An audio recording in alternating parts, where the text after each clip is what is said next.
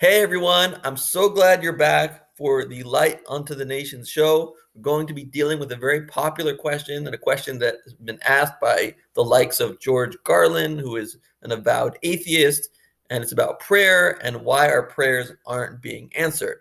And we have a lot to say about that. Um, First of all, let's look at the studies. The medical studies have shown mixed reviews. They have had people pray for sick people, and the people who were praying were far away. Well, that's already taking away from some of the efficacy of the prayers. Better to be close to the person. But sometimes it helped and sometimes it didn't. And it always helped for the person who was praying. It helped with their blood pressure, it helped with their health. So that is, scientifically speaking, a reason to pray that it's good for you, and it may be good for the person you're praying for, but we'll see why it might not be working in the scientific studies now.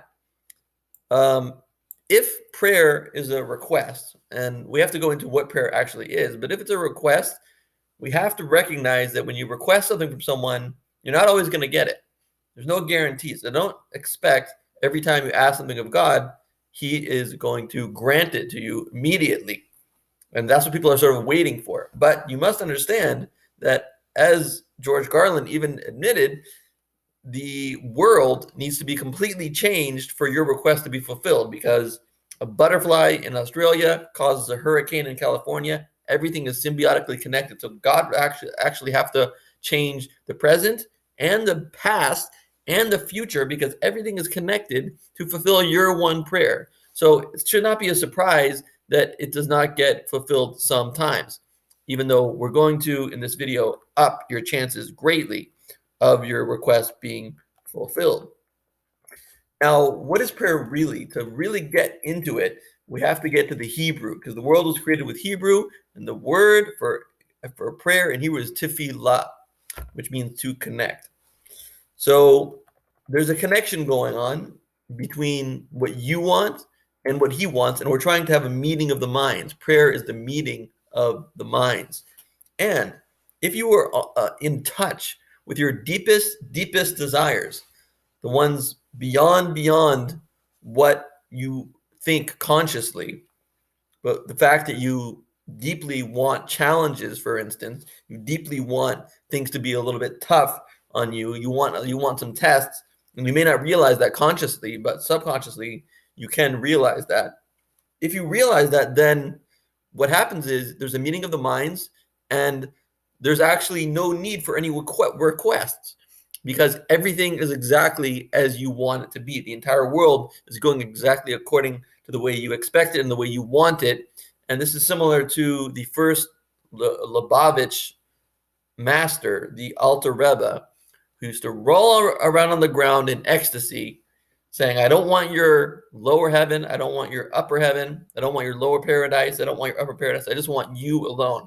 He just wants what God is giving to him. No need for any requests. And that is the highest level of prayer, to realize that you don't need anything more than what you have. You don't need anything less than what you have. What God is doing is just perfect, because I'm in touch with the deepest part of myself, which is my soul, which is unified with God. So nothing really needs to change at the deepest level, if that's what we're talking about. And there's always good in every situation. If you don't get into law school, you may get into dental school. And it may be that dental school would wind up being a career that would be more satisfying for you. So there is an issue of attitude. Like, maybe my prayer wasn't answered, but maybe, just maybe, what I got is actually better than what I would have got if my request had been fulfilled. So keep that in mind, that there is good in everything. And, there's like an optical illusion that I've seen that I often think about, where if you look at it one way, it's like an old hag. And if you look at it another way, it's like this beautiful young woman. And it's all the way you look at it. So if it's all the way you look at it, dental school might be the way to go, if you just change your attitude and change your perspective about it. So prayer is a meeting of the minds. It's also called in the Kabbalistic sources a war. Now that's an interesting way to call it. Um, But that's because Satan doesn't want the meeting of the minds. He doesn't want the unity. He doesn't want you to connect with God. He doesn't want you to get what you want. So he flings negative, sick, often sick thoughts at you to distract you from meeting the minds of God. And it's if you are familiar with prayer and you've done it a lot, it's just inevitable. It's just guaranteed that you're going to get these negative thoughts. And what do you have to do? You have to, with two hands, according to that same Hasidic master, two hands push away any thoughts. And if they come back in, you push them away again. You keep pushing them away until Satan realizes he has no hope with you and he will stop bothering you. So it's a war, and it's a time to confront your demons, to confront your inner evil inclination, which comes from Satan, to confront Satan himself in prayer. That's what he doesn't want you to do. He doesn't want you to connect. So connect in spite of him, and in spite of him. And the day is really crazy, so you might not notice these thoughts like bombarding you all the time because you're thinking of other things. But when it's prayer and it's quiet and you're alone, if you are doing it alone, but it's actually better to do it with 10 people. So you're rejecting bad thoughts, and in this way, you're strengthening your godly soul, you're strengthening your positive drives, your positive motivations, and your positive attitudes, and you're weakening the animal soul and the evil inclination. Okay, now that's all about changing your perspective on prayer. But you want to know practically, how do I get my prayers answered? You really want to know, how do I get the goods? So I'm going to give you 5 or 6 suggestions that have worked for me and have worked for many people I know and have been suggested by the Hasidic masters. So the first thing is, we learn in our rabbinical academies Hasidic philosophy before we actually ask for anything in prayer. Before prayer, there's Hasidic philosophy. Hasidic philosophy is a time to connect and learn about God and become in awe of God. And just like with a king, if you're in awe of him, if you show proper respect, you realize that he is the king and that he has the power over what's going to happen with you, the request is much more likely to be accepted. So butter God up with compliments. It's not a bad thing. It's not for him. He doesn't need it, but you need it. You need to recognize who he is and what he does for us. Have gratitude for all the things that he does for us, whether it be our heartbeat. Where does the heartbeat come from? Our consciousness. Where does our consciousness come from? The eye. How is an eye able to see? How is it so complex? How did that happen through just evolution? Well, it didn't happen through evolution. That's the truth. It happened through an intelligent creator. Only an intelligent creator could create something as complex as the eye or consciousness, which they can't figure out how to create with all the AI that they are doing. But compliments, connection, more connection, respect, awe, love. When you study God's will, you study God's being, his existence, and then pray. And you will find your prayers are much more likely to be answered because you are more deserving of the prayer to be answered. All the better. Taking this to the next level, number 2, take on something for God. Take on to get a charity box from a charity and put a couple coins in every single day. Take on to give one compliment to somebody. Take on anything else you can possibly think of. Do it for God, and he's much more likely to answer your prayers then. Again, you become more deserving, and when you give, he gives. So that's something that people don't realize, and they don't recognize, that if you want him to change the whole existence, past, future, and present for you, you have to give a little for him as well. And when you do, your prayers are more likely to be answered. Number 4, have a plan of what you're going to do with the thing that you get. So if you have a desire for a certain amount of money, have in mind that the main thing that you want to do with that money is give the tithe. You want to give 10% to charity. And I have a specific charity I want to give to, and I know that they need it, and they need it on this particular day. God's going to make that happen for you. If you have that plan, God will make it happen. So the other way, which is number 5, is to connect with the holy man or holy woman. My mentor certainly had an unbelievable, like 95% success rate with giving blessings. And it would usually come with something that you should do, like we said before. But if you did it, you were almost guaranteed that the prayer would be fulfilled. So if you, now he's passed away, but if you go through his a letter into his gravesite, someone will put it there for you. Google how to send a letter to the OHEL, OHEL, the OHEL, the Lubavitcher Rebbe, and your chances shoot way up when you go through a saint, a holy man or woman who will speak on behalf of you in front of God in heaven and make it much more likely that your prayer will be fulfilled. That's the 5 basically. I sort of connected 5 and 6. And even if you never get anything out of it, let's just say you don't get a meeting of the minds, you don't go dig deeper into yourself. There is another benefit to prayer, and that is because a problem properly defined is a problem half solved. So when you pray, you have to actually articulate what it is that you want. And you may not have articulated that. You may not have really written that down and written it out and thought it through. But when you ask for it, it's much more likely to happen. You're much more likely to do it because you've articulated what you want. You've articulated the problem. It defines what you need. So a lot of things you can just reach out and take, but you just need to know what you're reaching for. And you can do that with prayer. If there's no good response, look into yourself and see, could it be that I really do want that which he gave me? Could it be that I really want that? And you may find that it is in the end, at least in the end, you will always find that it is for the ultimate good. What you got is for the ultimate good. And you're going to be glad that that prayer wasn't answered because it would have taken you in the wrong direction. There's always a cup half full way of looking at things.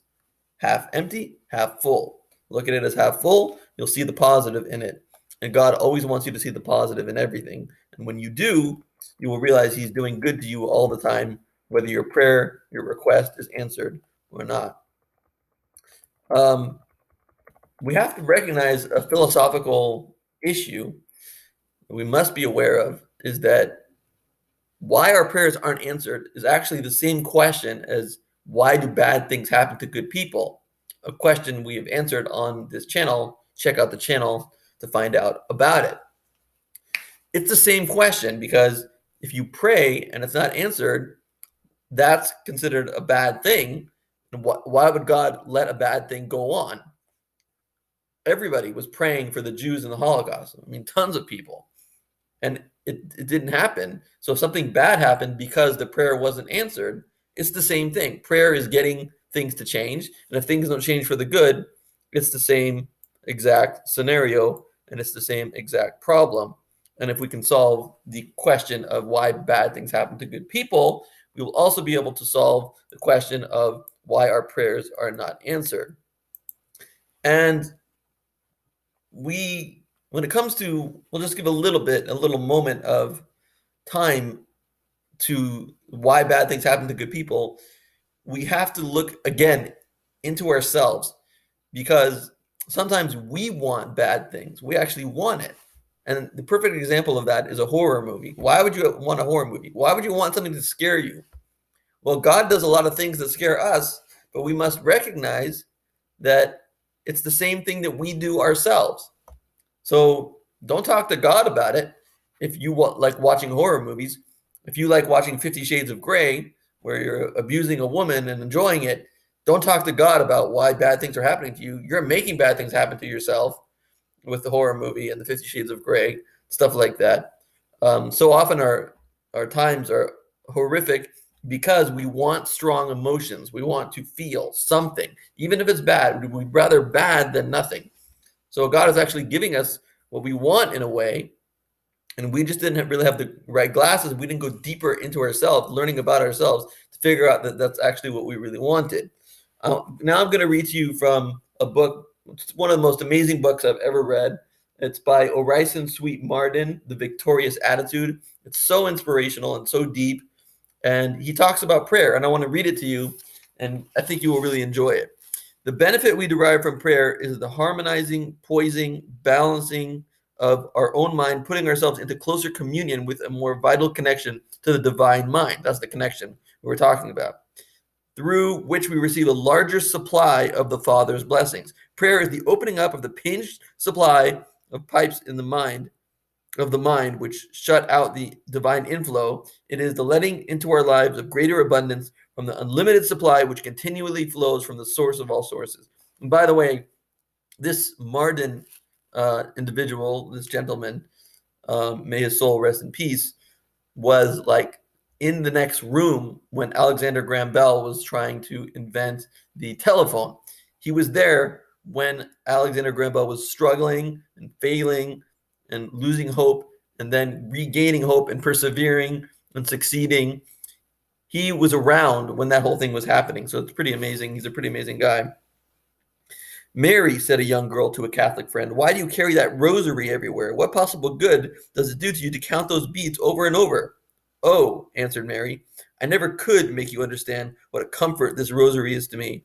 When I'm tired out or blue or discouraged about anything, or when I long very much for something that it seems impossible I should ever get, I take my rosary and begin to pray. Before I've gone over half of its beads, everything has changed. The tired, discouraged feeling is gone, or if I have been asking for something I long to have, it doesn't seem nearly so far away as before, and I know that if I don't get just what I asked for, I'll get something better. That's looking at the glass half full. Those who are too narrow-minded or too prejudiced to see anything good in a creed which is not their own often sneer at the Catholic custom of saying the rosary. Anyone can prove this for himself. It isn't necessary to get a rosary made of beads. You can make your own, an intangible but very real rosary.